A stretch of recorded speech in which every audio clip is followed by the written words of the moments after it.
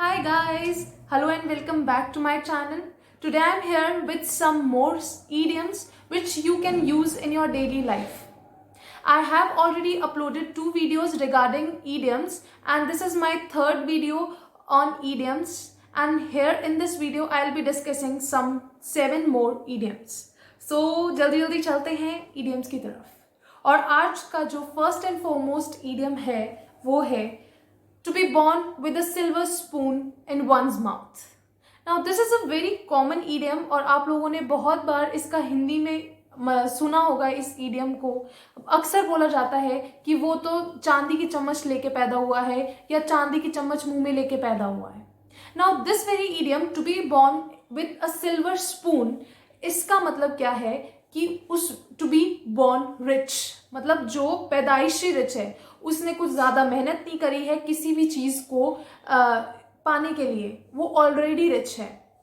सो अगर हमें किसी रिच से इंसान के को डिस्क्राइब कर रहे हैं, वो बहुत रिच है, पैदाइशी रिच है, तो we can say that he or she is born with a silver spoon in his or her mouth. So this was the first idiom.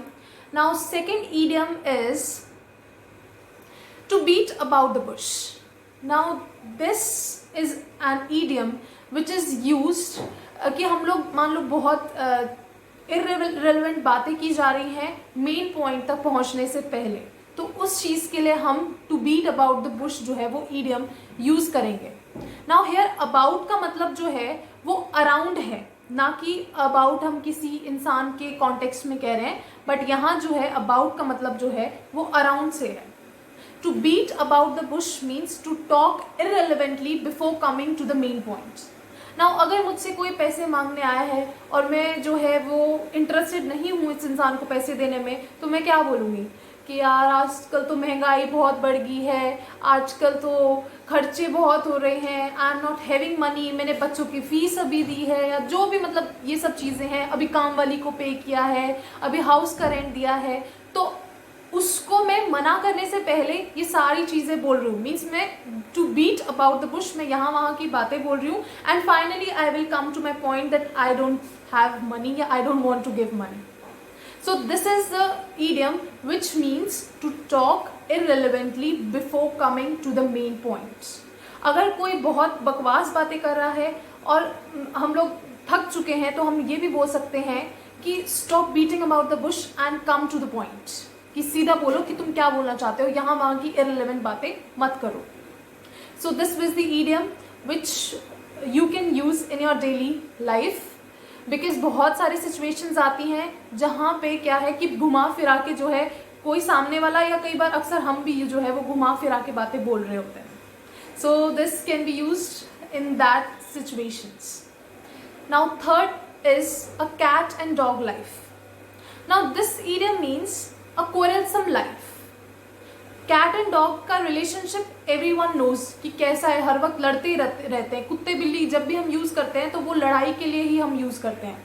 हमारी मम्मी अक्सर बोलती है कि क्या कुत्ते बिल्ली की तरह तुम लड़ रहे हो, है ना। सो कैट एंड डॉग लाइफ जो idiom है उसका मतलब जो है वो quarrelsome लाइफ के लिए है।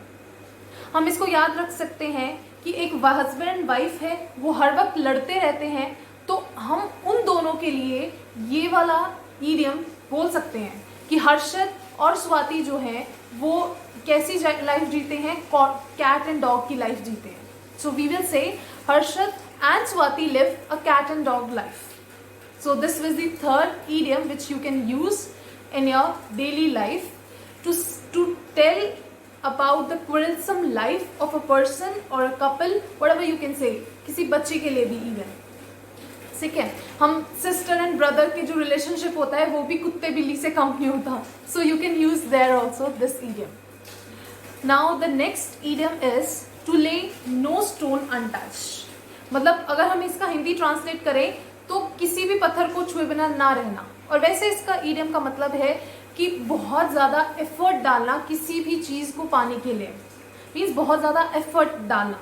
इस idiom का जो है वो मतलब है या मीनिंग है, you can say to lay no stone untouched. अगर हम इस ईडियम को याद रखना चाहते हैं तो हम लोग एक स्टोरी से इसको कनेक्ट कर सकते हैं। एक स्टोरी है इससे जो कनेक्टेड है, वो ये है कि एक फादर है, वो डेथ बेड पे हैं एंड वो अपने जो है सन्स को बताता है कि आई हैव हिडन जो भी कहोगे बैग ऑफ मनी या जो भी ट्रेजर जो है अंडर अ स्टोन। और वो इतना ही बोल पाता है, वो बता नहीं पाता कौन सा स्टोन है, कहाँ है। तो उसके सन्स उसके डेथ के बाद क्या करते हैं, अपने खेत में जाते हैं और जितने भी स्टोन थे सबको हिला हिला के देखते हैं कि उसके नीचे से कोई स्टोन मतलब कोई ट्रेजर जो है वो निकलेगा या नहीं। उस टाइम में उन लोगों ने क्या किया, बहुत ज़्यादा एफर्ट किया हर एक स्टोन को हटाने के लिए। दिस जो है ईडियम है, इसका मतलब इससे आप याद रख सकते हो इस ईडियम को, to lay no stone untouched means to make efforts. And to top हम एग्जाम्पल यूज कर सकते हैं कि Harshad wanted to top in the class and so he laid no stone untouched, उसने बहुत ज़्यादा एफर्ट्स डाले। नाउ नेक्स्ट जो ईडियम है वो हम लोग है in a full swing. In a full swing, swing क्या है, मूवमेंट, ऐसे फुल स्विंग में अगर कोई चीज़ जो है बहुत अच्छी प्रोग्रेस कर रही है तो हम उस टाइम पे ये वाला ईडियम जो है वो यूज़ कर सकते हैं, इन अ फुल स्विंग। मान लो मेरी स्टडीज़ अच्छी जा रही है तो I can say my studies are going in a full swing, बहुत अच्छे से जा रही है। एंड इसका जो अपोजिट होगा वो क्या होगा, अ टॉर्टोइज स्पीड। अगर हम कोई अच्छे से नहीं पढ़ रहा या मतलब बहुत कैजुअली ग्रेजुअली पढ़ रहा है, मेरी तरफ बहुत ढीला ढीला पढ़ रहा है, तो उसको क्या बोलेंगे कि he is studying with a tortoise speed. Now it's your turn to जज whether you are studying in a full swing or with a tortoise speed. Now switching on to our next idiom, and the next idiom is a cock and bull story. Now you will think, what is a cock and bull story? What can be the meaning of this idiom, a cock and bull story? अब देखो, एक मुर्गे में और एक बैल में I don't think so कोई correlation या कुछ relation होता है। यहाँ से हम इसको याद रख सकते हैं कि a cock and bull story का मतलब होता है अ फॉल्स स्टोरी, क्योंकि इन दोनों के बीच में कोई रिलेशनशिप नहीं हो सकता। इनकी जो स्टोरी होगी वो कुछ बकवास ही होगी या झूठी ही होगी, अगर कोई स्टोरी होगी तो। हम लोग ऐसे याद कर सकते हैं।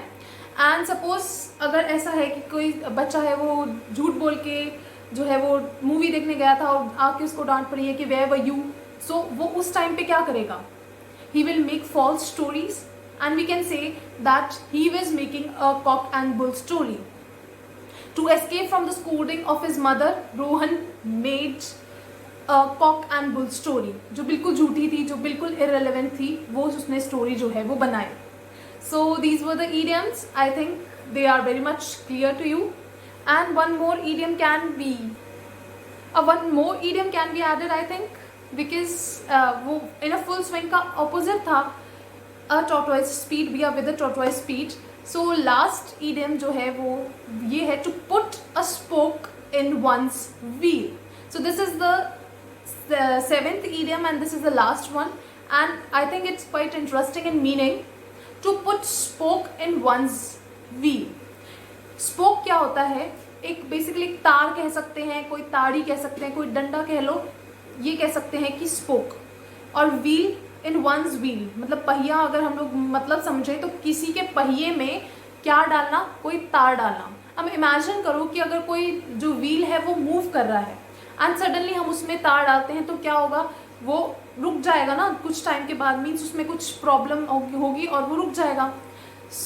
अगर किसी के चलते काम में हम रुकावट डाल रहे हैं तो उस टाइम पे जो है हम ये वाला ईडियम जो यूज़ कर सकते हैं, to put spoke in one's wheel. जैसे कि मान लो मैं फुल कंसंट्रेशन के साथ पढ़ रही हूँ, ठीक है, मेरा बहुत मन कर रहा है पढ़ने का और मैं फुल कंसंट्रेशन के साथ पढ़ रही हूँ एंड सडनली मेरी फ्रेंड आती है, वो मेरे साथ बैठती है और बातें करना स्टार्ट कर देती है, तो उससे क्या है, मुझे डिस्टर्ब कर रही है वो बेसिकली। तो उस टाइम पे मैं क्या बोलेंगी कि she is putting a spoke in my work या in my wheel. She is not letting me study and she is putting a spoke in my wheel, कि मेरे काम को जो है वो रोक रही है, एक तरह से प्रोग्रेस को हिंडर कर रही है। इस जो ईडियम का मतलब है कि किसी की प्रोग्रेस को हिंडर करना, किसी की प्रोग्रेस को अफेक्ट करना या रोकना। This was the 7th and last idiom. I have explained 7 idioms and I hope they are very much clear to you. I'll be coming with 7 more idioms in my next video. Till then, bye bye. Keep watching, keep liking, and keep sharing my videos. Thank you.